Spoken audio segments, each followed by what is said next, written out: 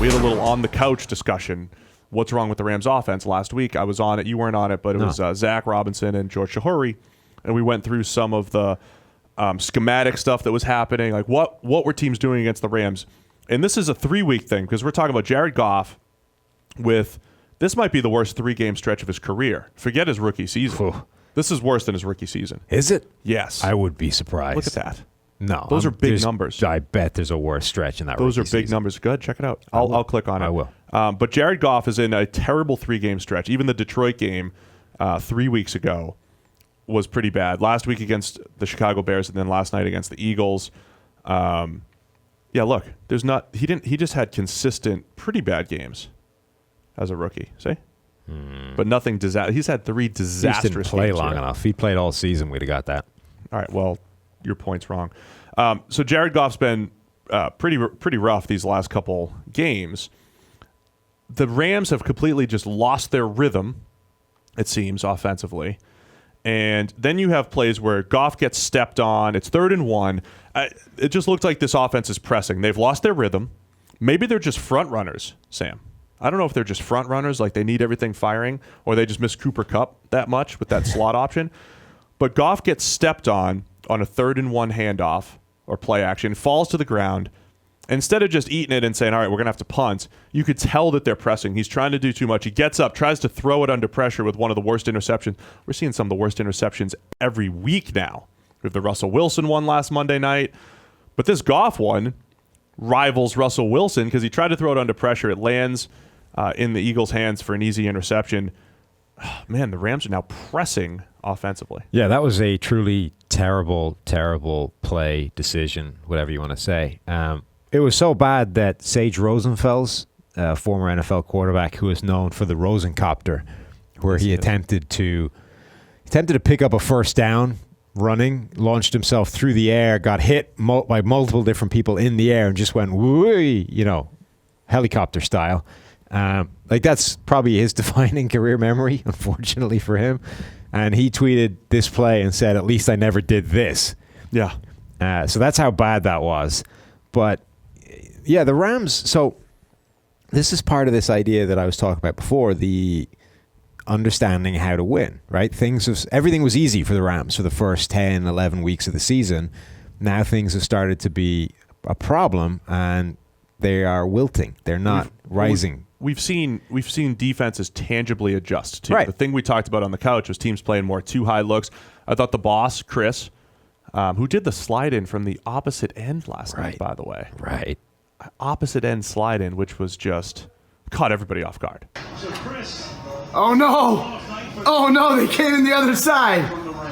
That was perfect. Everybody. They're changing it up. What are they going to do next week?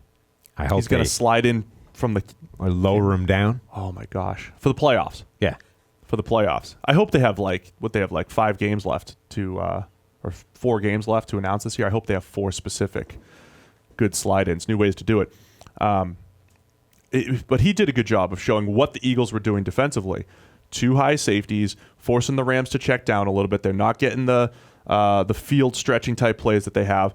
And then our numbers too. One of the things we track is quick game. So essentially 3-step drop, quick passing attack. Think New England, what they do quite a bit. The Rams have one of the lowest percentages of quick game in the NFL. So there's a lot of boom or bust to their scheme as far as we're going to stretch the field or going to run screens. A screen game is going to be their short stuff. There's no just like quick rhythm, quick game type stuff.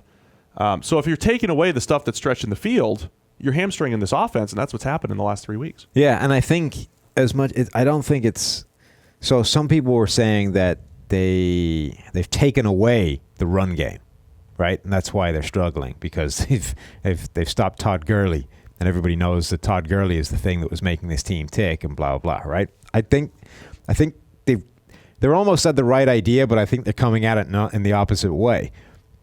Teams haven't stopped Todd Gurley, but the Rams have stopped Todd Gurley, right? Teams have actually stopped the things that were working, and the Rams haven't yet countered it by leaning more heavily on Todd Gurley. Like, they've taken away so much of the passing game, and the answer to that would be, okay, let's ride Todd Gurley and kind of counteract this thing by taking up what you're giving us. And the Rams haven't done that. They have, over the past 3 weeks, they've been 71% pass, despite teams trying to take away That's the passing issue. part. So right, exactly. So it's not the teams have taken away Todd Gurley, and that's why they're struggling. It's that they've taken away the other stuff, and you haven't responded by loading up Todd Gurley. If you say it differently, they have invited Todd Gurley to run by playing the and pass the Rams more. haven't taken the invitation. Yes, right. So that's the bigger issue, I think. Is so as much as the run teams game are sitting in too high, saying we're taking away your play action pass, we're inviting you to run the ball. But the difference, what Chicago was able to do, they took out Todd Gurley because their defensive linemen just won. Right. They won at the line of scrimmage, and they did a good job there.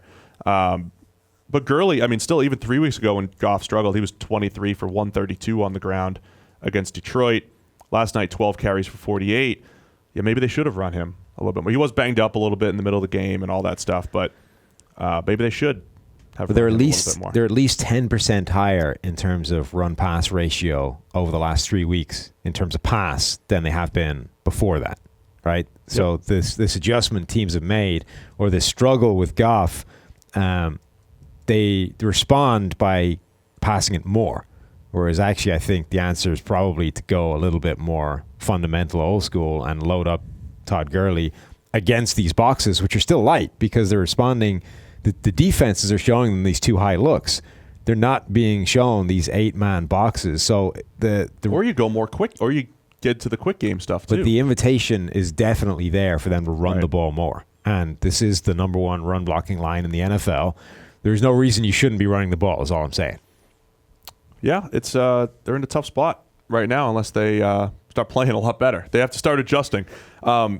People are asking me, somebody asked me on radio, like why this was one of the lowest scoring weeks, I guess, over the last few years.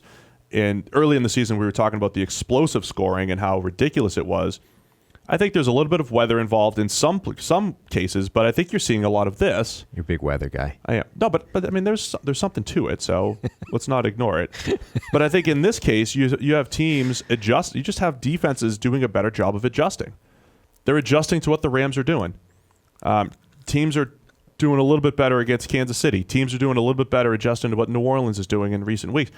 So the offenses that were unstoppable earlier in the season are coming back down to earth a little bit of natural regression, a little bit of defenses doing a good job. We should also use this as a counter to this idea that what the league needs is more 55-51 shootout games. Like the Patriots-Steelers was 10-17, and that was a really good game. It was a great game. It was a spectacular game. And it felt like, because you got two offenses that should move the ball on those defenses, right. And the Patriots got some key turnovers, the Steelers got some key stops on the defensive side of the ball, and that was a good, exciting game to watch.